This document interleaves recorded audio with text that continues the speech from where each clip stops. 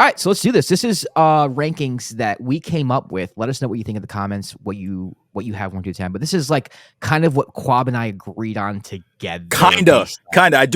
I do have some issues with some of these teams and how they're placed. But I'll state that as we move forward. All right. Fine. Coming in at number 10 is a team that Kwab had and I didn't, but I put in the rankings anyway. So right away, we're talking about favors. Coming at number 10 is this too low. They're too low. But this is because this is a combination. Kwab, we can't fight during power rankings. They're too low. That's all. People have to know we're united in the front. No, they don't. They don't. It's fine. They don't. It doesn't matter. What are they gonna do? Okay, hold on. Coming in at number 10, the Dimes power rankings with Josh and Kwab that they agreed on with question mark. They agreed on question mark. I need when you put up the graphic. I need a question mark on the end of it. All right. Fine.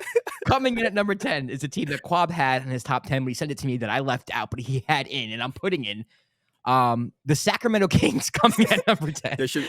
My argument for the Kings is that they I feel like they're a top 10 team, but they should be higher than some of these other teams. That's just my feeling about it. I just think, like I spoke about it earlier, they had one of the best offenses in the NBA. Yes.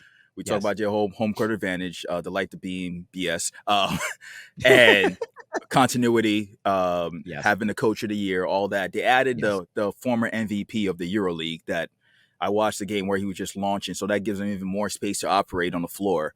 Yeah, I feel like they should be higher than a couple of these teams, but the Kings. Yeah, the Kings make it at number 10. And at number 9 is a team that we both had at number 9, and that's the reason why they're number 9. They have them at 9 or 10. I have them 9 or 10, my brother. It's the New York Knicks. I had the Knicks at 10, but I had them Knicks or Pelicans. I wasn't sure who to be. Obviously, Josh is very high on the Knicks. No bias. No bias. You act like I have them in the top 5. There's 30 teams in the league. You have them pretty high. They made the second round last year. They were final 8. They made the second round. Yeah. Okay. Coming at number 9. Disclaimer: Josh has still not gotten over the Heat beating the Knicks. I just want everybody to know this. But Josh also has the Heat ranked higher than the Knicks in the power rankings. Which Josh is not delusional. Which I'm shocked about, by the way. I was very shocked about that. People are watching this, like expecting us to like dissect the top 10 teams, and we're just. It's not this type of show, brother. Take your ass somewhere else if that's what you want. I'm not. I'll tell you how I feel. And that's it. All right. Number 9 is the Knicks. It's the Knicks. I thought we agreed on this. For me, the Knicks are a team that I think has a very obvious ceiling of maybe Eastern Conference Finals, depending on like matchups and things of that nature. I agree. They got, I think, a little better with Dante DiVincenzo, but not enough for me to think they're contenders. 9, I think like 7 through like out of the rankings is where they're going to be for the whole season. Can we agree on that? Yeah, we can definitely agree on that. Quick question. I just saw, not just before we started recording, I saw the rumor that you guys might possibly be interested in Cat. I don't know, bro. Like we are. Why are you guys never like happy in just like? I'm happy. I think the front office is happy. It's Knicks Twitter, bro. They just want to start speculation with everything. Tibbs and Cat made up or something like that. Now all of a sudden it's like. It goes from like, oh, now they're civil to like, oh, that means now all of a sudden Tibbs wants him on the team and we're going to trade Julius Randle for him. What do you, Knicks Twitter's delusion? Like, listen, if you read anything on Twitter about the Knicks that is not from Woj or Shams, just don't believe it. Like, or Ian Begley or like any like Knicks reporter. If it's like a random New York Knicks fan account, just don't believe it. Cat's not coming to the Knicks. We're not interested in the Knicks. It's not happening. It's not. We're good. God, I hate Knicks Twitter so fucking much, dude. All right. Coming in at number 8 is the Los Angeles Clippers. And do you have beef with this? Do you think the Clippers should be higher than the Kings with the disclaimers that we had earlier about all the ifs and dude, I'm just asking. I just want an answer. Sacramento, what's up? Sacramento, what up? I'm just asking my man. I just want to know. Do you think the Clippers That's a fair point. You think the Clippers should be? This is based off the list that we said together. This is an average. We both had the Clippers at 8, so they're at 8. Where did you have the Clippers? You had them at 8. I have them at 8, so they're 8. I had the Kings at 7, though. That's my point. I had them and I had the Kings out. I didn't even have them in the top 10. True. So I compromised and said, okay, 10. I'm just asking from the arguments you made. The arguments you made earlier. Yes. From the arguments you made earlier. Do you think the Clippers should be higher than the Kings? Yes. Why? Yes. Why? Coming in because I just want you to say because they have Russell Westbrook. So that's your reason, right? No, it's not because they have Russell Westbrook. Here's the thing.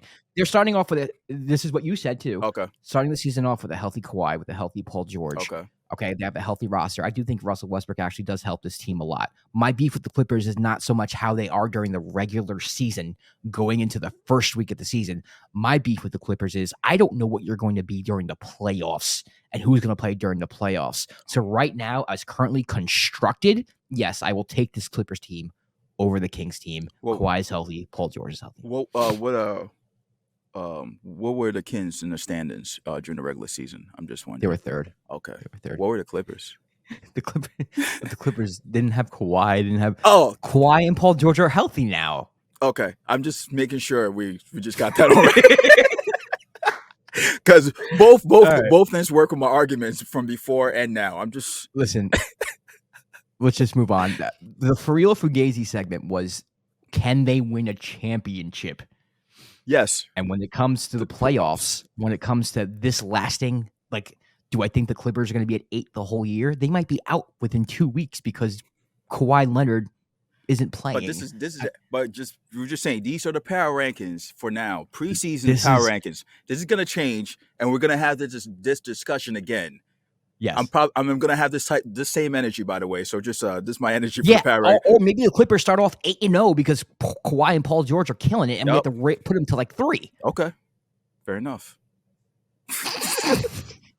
All right, coming in at number 7 is the defending Eastern Conference champions, the Miami Heat. For me, I know that they made the finals last year, but to me, you lose powerhouses like Gabe Vincent and Max Strus. Talk about it. You don't get Dame, which I think you were banking on. Yeah. I like the Heat. And last year, listen, Heat fans have been like coming at me in the comments because I've been torching them. And rightfully so. I shouldn't be torching the Heat. They made the finals. They deserve respect. But to me, it felt kind of like a Fugazi run to the finals, as dumb as that sounds, because they've been in the Eastern Conference Finals every freaking year for the past like 4 years, probably. For some reason, I don't know what it is, bro. I just have a hard time like believing the Heat are really that good. That man still doesn't understand how they beat the Knicks. I'm telling you, it's Heat culture. It's Heat culture. It's Heat culture. I have the Heat better than the Knicks right now. They are better than the Knicks. They're better than the Knicks. I just think that I think the NBA as a whole has gotten way better than it was last year. I think the Celtics are better, the Bucks are better, the Suns are better, the Lakers are better. So for me, it's just kind of like, the Heat. You lose 2 players who were key cogs in your rotation last year. I know you get Hero back, but it's like, all right, well, you kind of stayed the same. Yeah. So that's why. That's the logical conclusion as to why they are 7. And honestly, like they could have been higher, but Kwab didn't put them higher. I didn't put them higher, but because I had the Kings higher. I'm sorry. I did. Just because everything you said, I had them higher. But also, I also still had them higher than the Knicks. But that's and I did too. Yeah. I did too. We did. Listen, I'm not saying the Knicks are better than the Heat. They're not better than the Heat right now. I don't think they are. Okay. Truce. We're good. Heat fans, I'm not saying that my favorite team's better than your team. They're not. I know they're not. Are the Heat sleepers to win the East? Sure. We'll see when playoffs start. What hairstyle Jimmy Butler comes out with. No. All right, moving on to number 6, we have the Golden State Warriors. This is a team where like I said before, I don't think they did enough to address their issues in beating a team like the Lakers or the Nuggets or a team that has size. But I think against everybody else, they're going to drive people freaking crazy with their shooting and their chemistry and their cohesion. I do think maybe missing Draymond early might affect him a little bit. I think Draymond's role as of late is a little overrated for this team, if I'm being completely honest with you. I think he was more important to the team back in the day than he is now. hence as why he got benched in the finals when they beat the Celtics. I think they can be fine without him. And I think this could be a perfect time for Kuminga to kind of step up and, show Steve Kerr that he deserves more minutes. But yeah, 6, we got the Warriors, because I think this is more about respect, if I'm being honest with you, now that I'm thinking about it. I mean, it's just when you have the history of what that team has, you can't undervalue them. You can't disrespect them too much. You can't disrespect them. And I will say I'm never going to disrespect the Warriors, just because even last year, it felt like Steph Curry was having an MVP type season before he got hurt. And then they had to claw their way back into the playoffs. And when they did, we're like, you're going to be hard to beat. So but like you said, it feels like they didn't fully address a lot of the issues, but they still made some moves which were, I think, were significant in adding Dario Saric, and then having a full healthy season of GP3. So that should help him out too. So I like him there. Yeah. All right, now we get into our top 5. Coming in at number 5 is the Los Angeles Lakers. This is a team that lost to the Denver Nuggets in the Western Conference Finals. They return Rui, Austin Reeves. I think they had a really good offseason here. Adding Gabe Vincent as well, I think is going to help a lot. I like the Lakers a lot. I think they're very solid. I think they're very... I don't use the word predictable, because I don't mean in a sense where it's like predictable, we know how to beat them. I think predictable, like if they're healthy, you know what you're going to get from them. I don't think they're going to be as inconsistent as they were in the past, especially last year. Because once they got that team after the trade deadline, you knew what you were getting from the Lakers. Yeah. And I think that's going to continue this year. I think they're a solid team. I think they're really good. I just think it's going to come down to whether or not AD or LeBron's healthy. And right now it's the beginning of the season, so they're probably as healthy as they're going to get. I got the Lakers at 5, and you had them as 5 as well. So what was your logic? Same thing. Just like we talked about earlier, the pieces just fit with who they signed and who they're able to get, especially after the trade, surrounding LeBron and AD with better shooting, better. It feels like their bench is a little more solid all around. So I like them at that number. Okay. All right, coming in number 4, the loser of the coin toss for the 3 spot, because I had a team at 3, had a team at 4. He had a team at 3 at 4, inverse. The loser of the coin toss is the Milwaukee Bucks, coming at number 4. Crazy. So I guess you could say 3A, 3B. That's crazy. It was a coin toss, Kwab. What are you going to do?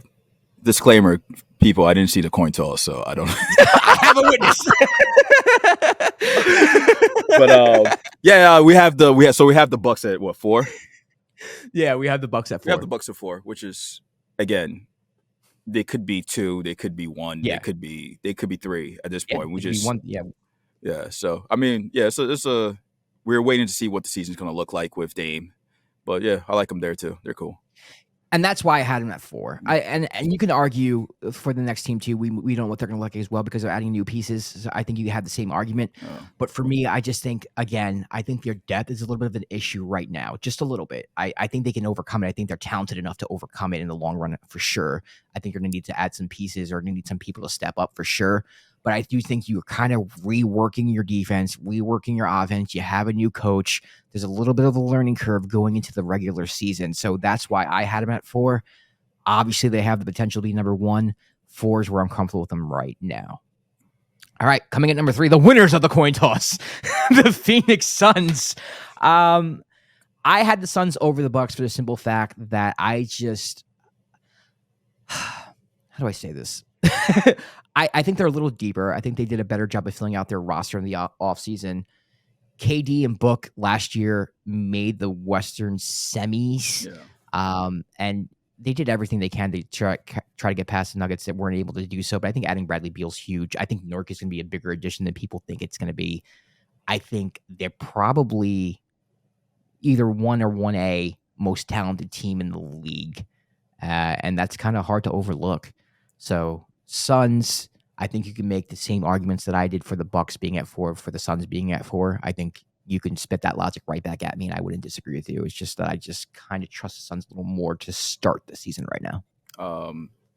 Going back real quick, very important question. Who is heads and who is tails? Never mind. No, don't worry about it. But the Suns were heads, by the way, and it came out heads. It's crazy. I completely agree with you. Like you said, they have they did a really good job filling out that roster. Like, we didn't expect it because we were like, oh, they're just gonna add a bunch of G League players and like figure it out. Like, they added solid role players around those big contracts they have.